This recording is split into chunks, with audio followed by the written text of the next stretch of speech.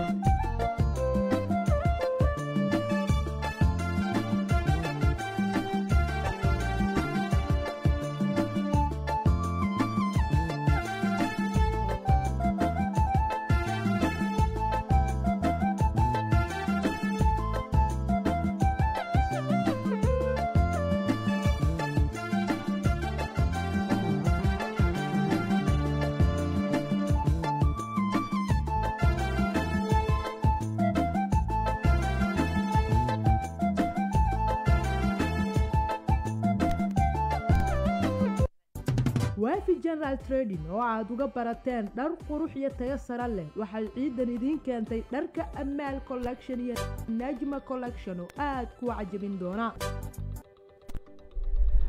subax wanaagsan dhageysto ku soo dhawow warka subax ee mustaqbal radio qodobada aad ku dhageysan doonto warka yagana waxa qayb ka mid ka mid ah xildhibaanada golaha shacabka oo ku geeriyooday dalka Djibouti kadib maalmo uu xanuunsanaa.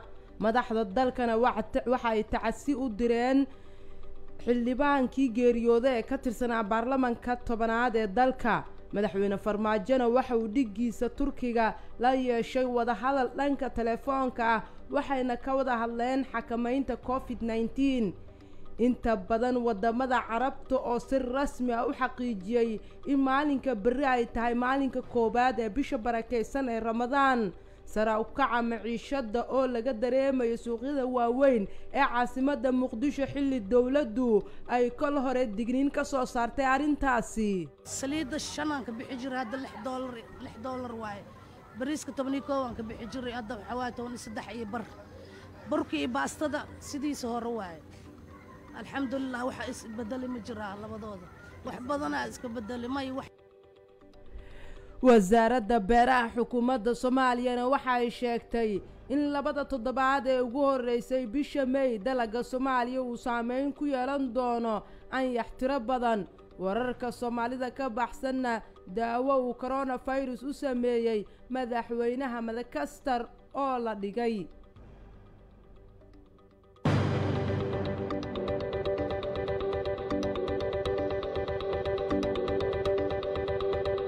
master xogside maxaa cusub adeega dhambaal ee Hormuud Telecom oo muxuu ahaa waa fariinsida ku fududeynaya inaad fariintaadii oo cod ah aad dirto gartay macaamil kasta oo Hormuud sita wuu dirsan karaa fariinta waana loo soo diri karaa oo sideen u dirsan karaa garaac 133 kadibna raaci nambarka aad u direysay fariinta codka ah adigoo ku bilaabaya 6 hal haddii aad dhageysanaysana garaac 134 dhambaal waa fududeeyaha fariin codeedka.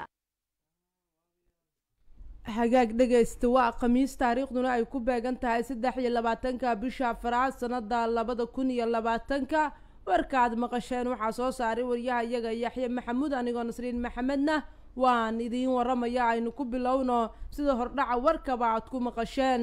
mid ka mid ah xildhibaanada golaha shacabka ayaa ku geeriyooday dalka Djibouti kadib maalmo uu halkaasi ku xanuunsanaa. geesta kalena madaxda dalka ayaa ka tacasiyay geerida ku timid xildhibaan caateeyo ka tirsanaa golaha baarlamaanka Soomaaliya ee 10aad sida warkan uu ku eegayo Mawlid Macalin Aadam.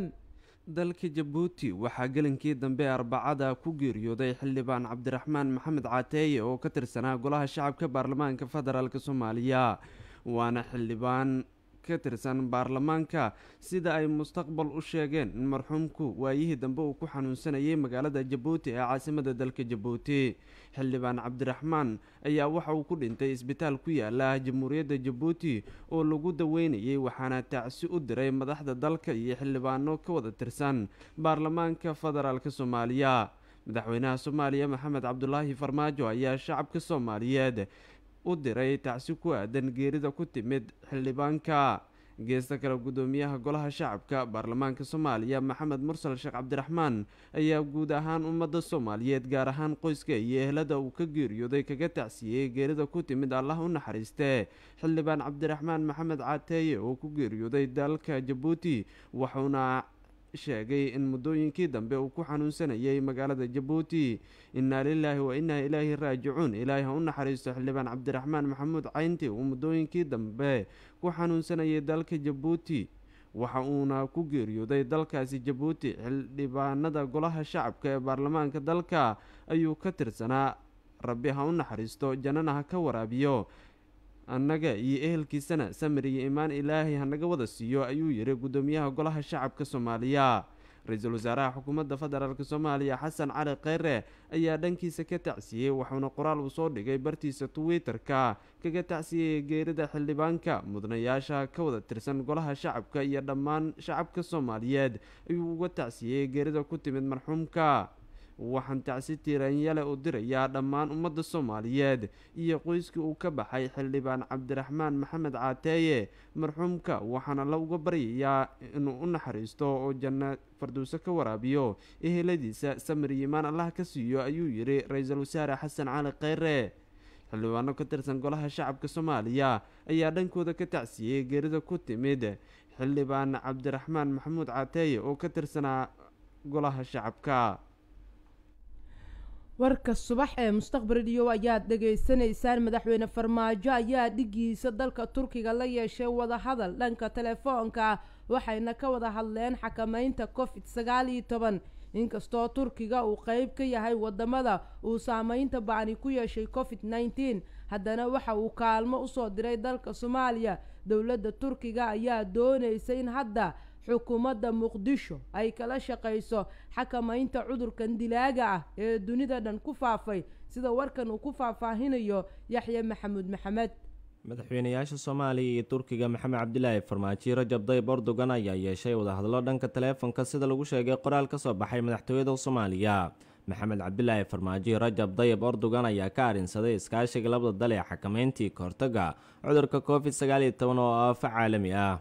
war-saxaafadeedku aad u koobnaa ayaana lagu caddeyn dhanka uu ka yimid wicitaankan ama cidda lahayd codsiga wadahadalka. madaxweyne farmaajo ayaa ugu mahadceliyay shacabkii dowladda turkiga taageeridda joogtada oo ay la garab taagan yihiin shacabkii dowladda soomaaliya, gaar ahaan xilligan oo halis caafimaad oo xoogani ay ku xeeran tahay dalkeena, ayaa lagu yidhi bayaankan oo lagu faafiyey barta facebook iyo madaxtooyada. dhanka kale ma jiro wax war ah oo ku saabsan kulanka dhanka isgaarsiinta oo ilaa iyo haatan ka soo baxay madaxtooyada turkiga si la mid ah bogga madaxweyne erdogan. hogaamiyaasha caalamka ayaa inta badan kulamadooda ku yeelanaya qaabka casriga ee online-ka sabab la xiriirta cabsida faafitaanka coronavirus oo dunida heegan geliyey. soomaaliya iyo turkiga ayaa ka mid ah wadamada xaqiijiyay kiisas la xiriira fayraskan safmareenka. xukuumadda ankara waxay bil walba muqdisho siisaa lacago taageero ay ku siinayso xukuumadda.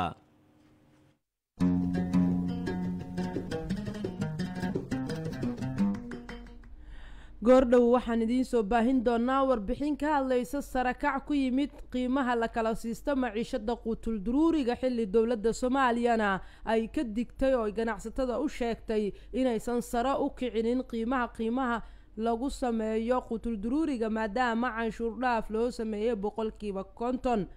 balse markan haddii aynu eegno inta badan wadamada carabta ayaa si rasmi ah u xaqiijiyey in maalinka berri ay tahay maalinka koowaad ee bisha barakaysan ee ramadaan. cirbixiyeenada wadamada carabta ayaa saadaalinayo in caawa ay ku beegan tahay curashada bisha barakaysan ee ramadaan. wadanka sacuudi carabiya ayaa ah wadanka ugu weyn ee muslimiintu ay ku xirtaan, waxaana uu qeyb ka yahay wadamada saadaalinta bixiyey. bashiir maxamuud yuusuf ayaa faahfaahinaya qodobkan. waxay nagu soo aadan tahay bisha maanta oo keliya ayaa ka dhiman curashada bisha barakeysan ee ramadaan, sida ay go'aamiyeen wasaaradaha diinta iyo culammada dalalka islaamka kadib markii xalay la raadiyey oo la waayey bilashada bisha. sanadkan waddamada waxay kaga duwan yihiin sannadihii hore cudurka coronavirus oo saameyn taban ku yeeshay bilo kooban ka horna soo ifbaxay. cudurkan waxa uu gaaray guud ahaan caalamka waxaana la xanibay isu socodka diyaaradaha iyo dadka. masaajidda ayaa la xiray intooda badan waxaana adag in la tukado salaada taraawiixda iyadoo la xadiday dhaqdhaqaaqyada guud ahaan caalamka. qatar, masar, indonesia, lubnaan, morocco, syriya, imaaraadka carabta iyo waddamo kale oo muslimiinta ah waxa ay dhammaantood ku dhawaaqeen in la raadiyey bisha barakeysan ee ramadaan balse la waayey. imaaraadka ayaa sheegay in baaritaano ay xalay ku sameeyeen curashada bisha barakeysan ee ramadaan ay waayeen, halka xukuumadda riyaad maanta oo khamiis ay sheegtay in la dhammaystiri doono 30 bisha shacbaan. sidaas awgeedna beri oo jimco ah la soomi doono maalinta koowaad ee bisha ramadaan noqon doonto. maraykanka iyo waddamada yurub ayaa bulshooyinka muslimiinta waxa ay ugu hambaliyeeyeen bisha barakeysan ee ramadaan oo maalinta beri ku beegan, waxaana ay u rajeeyeen in si wanaagsan iyo waqti ku filan ay ku dhammaystaan. sida ay sheegeen saynisyahanada iyo xukuumadda qatar, baaritaano qalabka casriga loo adeegsaday ayay ku raadiyeen xalay bisha balse waa ay waayeen. sidaas awgeed waxay isku raaceen in maanta la kaamilo 30 bisha shacbaan. maalinta beri oo jimcahana ay noqon doonto maalinta koowaad ee bisha ramadaan. sida ay tilmaameen saynisyahanada qatar, waxa ay sheegeen in 5 galabnimo maanta oo khamiisa bisha la baadigoobi doono koonfurta iyo waqooyiga Ameerika. xilliga fiidkii guud ahaan caalamkana ay ka soo muuqan doonto. muuqashada ama dhalashada bisha 9aad ee hijriyada oo ah ramadaanka waa mid ay dhowrayaan muslimiinta guud ahaan dalalka kala duwan ee caalamka, waxaana mar waliba sidan oo kale lagu raadiyaa qalab casri ah iyadoo dowladaha ay go'aamiyaan maalinta ramadaanka ay noqonayso. dhanka Soomaaliya cirka daruuro badan ayaa saaran dhinaca galbeed ee laga eego bisha, waxaana lagu guda jiraa roobka guga oo ka curtay koonfurta, bartamaha iyo waqooyiga dalka. bilaha hijriyada ayaa inta badan ku dhammaada 29 ilaa 30 maalmood, waxaana ay ku xiran tahay aragtida dayaxa ee bisha cusub marka la marayo habeenka 29aad.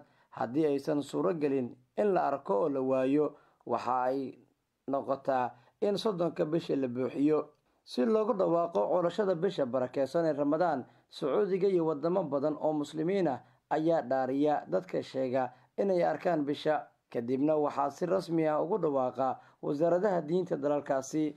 iyadoo uu jiro cudurka corona, howlo badan oo la qaban jiray inta lagu guda jiro bisha barakeysan ee ramadaan waxaa la filayaa in xilligan aysan suuro geli doonin.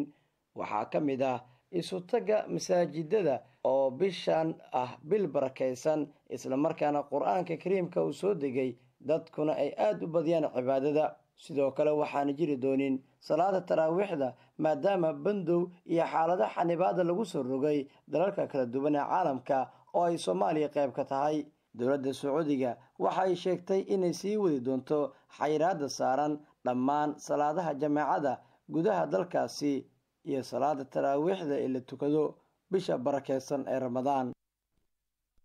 warka subax ee mustaqbal radio ayaad dhageysanaysaan. markana haddii aynu eegno wasaaradda beeraha ee xukuumadda Soomaaliya ayaa sheegtay in 2 toddobaad ee ugu horeysay bisha May dalaga Soomaaliya uu saameyn ku yeelan doono anyax tiro badan.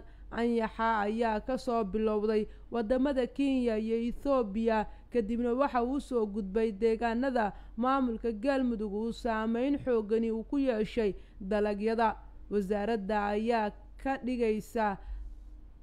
digaysaa arrintan ku aadan inuu saameyn ku yeesho dalaga beeraha ka soo go'a, sida warkan uu ku faahfaahinayo Yaxye Maxamuud Maxamed. wasaaradda beeraha ee xukuumadda Soomaaliya ayaa sheegtay in 2 isbuuc ee ugu horeysa bisha May la saadaalinayo inuu kaco anyax dhibaato badan u geysan kara beeraha dalka. agaasimaha waaxda la dagaalanka cayayaanka iyo difaaca dhirta Dr. Cabdi Maxamed oo u waramay BBC-da ayaa waxa uu sheegay in roobabka xooggan ee dalka ka bilowday ay keentay in anyax badan ay dhashaan. agaasimuhu waxa uu sheegay in wasaaraddu ay diyaarinayso sidii looga hortagi lahaa khatartuu leeyahay anyaxan oo saameyn xoogani ku yeelan kara dalaga dalka. waxa uu sheegay in labada toddobaad ee ugu horeysa bisha May la arki doono saameyntooda. geesta kalena waxa uu sheegay inay wadaan saan cilmi baaris ah oo qayb ka mid ah ay ka sameeyeen deegaanada maamulada Puntland iyo Galmudug. roobkii hore u bilowday waxay fududeynayeen ayaxay joogay oo keli u socday in ukun uu dhalo. sidoo kale roobabkan xoogooday hadda u bilowdeen waxay eedan sii dadajinayaan marka ayaxay ukuntiisa dhulka ku jirta inay soo baxdo oo ay soo dilaacdo. labada isbuuc u horeeyay oo bisha May cabsida ugu badan ay jirtaa ayax inuu soo dilaaco maadaama roobabkii wadanka badidiisa bilowdan gaar ahaan gobolada ayax uu ku tarmo. ayax waxa ugu muhiimsan oo lagula dagaalo waa sahanka in la sahmiyo ayax si loo ogaado marxalada uu soo maraya. ukun muu soo maraya, koronkoro muu soo maraya, ayax weyn muu noqon. marka annaga ka wasaarad ahaan anagoo kaashanayna hay'adda FAO waxaa jiro saxan oo sanadkii oo dhan soo socday. marka laga bilaabo bishii tagtay Maarso ilaa iyo hadda bishaan aan ku jirno. Galmudug oo kale saxankii labaad ay hadda wada, Puntland kii saddexaad ay hadda bilowday, Somaliland sidoo kale. marka ayax waa shay ugu muhiimsan lagula dagaalo in warbixin in laga helo si loo ogaado habka aad kula dagaali lahayd. intaa waxaa usii dheer hadda waxaan diyaarinay agabkii lagula dagaali lahaa. marka saxankan oo hadda aan wadno waxaa kasoo bixi doono maabkii iyo meelihii ayax uu joogay si aan u ogaano waqtiga uu dilaacayo. sahanka hadda Puntland iyo Galmudug iyo Somaliland wuu ka socdaa. maamul goboleedana samaynayo ayagoo gacan ka helaya wasaaradda federaalka iyo hay'adda FAO. hadda aan kula hadlahayo maanta Galmudug ayaan saxankeeda ugu socdaa. Puntland 2 maalin ka hor saxankii labaad ay soo dhameysay bishan gudaheed, kii saddexaad isbuucan ay biloobeen. marka saxanada ma istaagaan waayo waxaa la rabaa inaan marna aan meesha aan ka bixin stage-ka ama marxaladda ayax uu soo maraya. agaasimaha waaxda la dagaalanka cayaankii difaaca dhirta ee wasaaradda beeraha xukuumadda Soomaaliya Dr. Cabdi Maxamed ayaa geesta kale waxa uu sheegay in haddii anyaxani uu ku faafo Soomaaliya uu ka dhalan karto cunno yari baasan iyo xoolaha oo dhamaada. ayaxa meesha ugu fiican oo lagula dagaalayo waa eeriyada hadda aan sheegnay oo meesha ashaga uu ku tarmaayo oo gobolada dhexe ilaa iyo Puntland iyo Somaliland. waxay yeelayna marka daaqa oo deegaankaasi maadaama primary ama wax ugu horeeyo dadkaas ay dhaqdaan yihiin xoolaha. laakiin cabsida ugu badan waxay tahay koonfurta inuu soo saameyn adag u yeelan karaa. saa ogtiin Soomaaliya oo mar hore yani waxay ku jirtay xaalad yani sugnaanta cuntadeeda way iska liidatay oo sanadkan ma haddii laga reebo oo waxaa jiri jiray abaaro oo wadanka soo laalaabtay. marka cuntiyari inay imaato waxyaabaha ugu badan oo saameynayo. marka cuntiyarada keli ma ahan inuu beeraha keli uu saameeyo, mar haddii daaq uu saameeyo xoolihii haddana la-aanayo. marka labada daaq iyo dalaq labadaba inuu saameeyo cabsideeda jirta. warka subax ee Mustaqbal Radio ayaad dhageysanaysaan. codkaasna waxa uu ugu dambeeyay hadalkii wasaaradda beeraha ee ku saabsanaa khatarta laga baqanayo ee ku aadan anyax soo weeraro dalaga beeraha horaanta May. markan haddii aynu eegno sare u kac ayaa ku yimid maciishada waxaana laga dareemayaa suuqyada waaweyn ee ku yaala caasimadda Muqdisho xilli dowladdu ay kol hore ka digtay in sare loo kiciyo. inkastoo aysan dalka soo gelin wax maciishada haddana ganacsatada ayaa goor sii horeysay kulan ay la qaateen wasiirka koowaad ee xukuumaddu waxay u sheegeen in uu ku filan yahay inta ay haystaan. sidaasi daraaddeeda xukuumadda ayaa ka digtay inay xayiraadda laga faa'iidaysto lana kordhiyo qiimaha maciishada qutul duruuriga. iyadoo oo Ramadaan la gelayo durba arrintaasi ayaa ay bilaabatay. warbixin amuurtaasi ku saabsan waxaa u kuurgalay wariyahayaga Cabshir Cabdullaahi Amiin. waxaa inugu soo aadan tahay bisha barakeysan ee Ramadaan, balse waxaa jirta saameyn suuqa laga dareemayo oo ku aadan cunnada qutul duruuriga oo sare kacday. waxaan booqannay suuqyo dhowr ah oo ku yaala Muqdisho, waxaan indheendheen ku sameynay sare kaca iyo sida ay wax u socdaan. waxaan suuqa Xamarweyne kula kulannay dad uu saameeyey sare kaca suuqa. waa kan Ayuub Muuse oo sheegaya in uu sare kac xoogan uu jiro. waxa uu aaminsan yahay haddii ay sidaan wax ku sii socdaan inay sii kacayaan oo ay qaaliyoobayaan badeecadaha. dabcan qutul duruuriga mar walba aan gadanno wax hadda isbeddel weyn ah kuma jiro marka laga reebo saliidda iyo bariiska iyo miyaa ayaa isbeddel ku jira, saliidda u daran. laakiin wax kaloo hadda isbeddel ah oo weyn oo sidaas weyn ma jiro. sidii aan u gada jirna ayaan u gadanaa. isbeddel weyn oo hadda aad u daran ma jiro. nolosheena isbedelin macaamiisha qiimaha u sidiisu aada badeecada qiimaha sideeda ahaato wax isbedel aysan ku imaanin. marka hore waxay ahayd $5 $6 ee haddana $7. cunnada sare kacday waxaa ka mid ah saliidda sokorta iyo kuwo kale waatan haweeney ka mid ah dadkii shalay aan kula kulannay mid ka mid ah suuqyadii aan booqannay oo ka hadlaysa sare kacaas saliidda shanaan ka bixi jiray hadda lix doolar waaye bariiska 12 aan ka bixi jiray hadda waxaa waaye 13 iyo bar burkii iyo baastada sidiisa hore waaye alxamdulilah waxa isbedeli ma jiraa labadooda wax badanaa iska bedeli may wax yaraa kordhay hadda sidii hore kan waxaa ku darsamay $1 bariiskana 2 baraa ku darsoontay cabdiraxmaan yuusuf ibraahim oo ka mid ah ganacsatada ay u soo degto maciishada quutul daruuriga waxa uu sheegay in uu sarakaca uu jiro balse waxa uu u saweeyey dulimaadyada oo la hakiyey inuu yaraaday dhaqdhaqaaqa ganacsiyada adduunka oo dhan quutul daruurigu waa arrin muhiim ah laguna qasban yahay dadku meeshii markaas uu maraayo inay kula tacaamulaan wax la cuno lagama tanaasuli karo way dhib badan yihiin sidaasay tahay laftirkeeda dadka ayakoo culays ku ah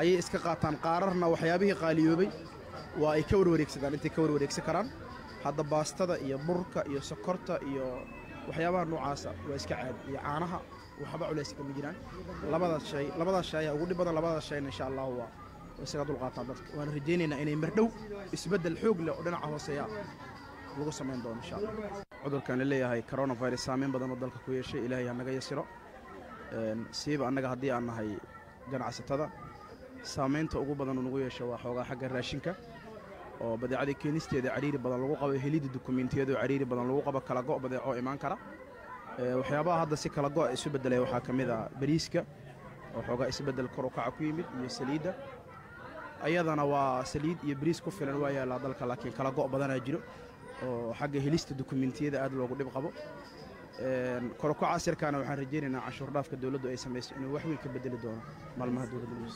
maalmo qura waxaa ka harsan bisha barakaysan ee ramadaan iyadoo xayiraad dalka guud ahaan uu saaran yahay waxaana suuqyada muqdisho laga dareemayaa cunnada quutul daruuriga oo sarakac weyn laga dareemayo halkani waa mustaqbal redio 89.7 FM dhammaan wararkeena waxay leeyihiin muuqaal maqal iyo qoraal dhegayso wararkeena 7:00 subax waliba 2:00 galab waliba iyo 7:00 habeen waliba wararka dalka iyo kuwa caalamka waxaa kaaga filan oo kaliya inaad nagala socoto mustaqbal redio 89.7 FM ama aad booqato mustaqbalradio.net haddii kale ka daawo muuqaaladeena facebook.com/mustaqbalmedia hagaag dhegaysta markana daawo uu coronavirus u sameeyey madaxweynaha Madagascar ayaa laga digay hay-adda caafimaadka adduunka u qaabilsan qaramada midoobay ee magaceeda loo soo yareeyo WHO ayaa sheegtay inaanan jirin daawo la xaqiijiyey in lagu dabiibi karo cudurka COVID-19 kadib markii uu madaxweynaha Madagascar soo bandhigay daawo dhireed uu sheegay in ay ku fiyoobaanayaan dadka qaba fayruska corona macadka daawooyinka qaranka ee dalkaas ayaa sidoo kale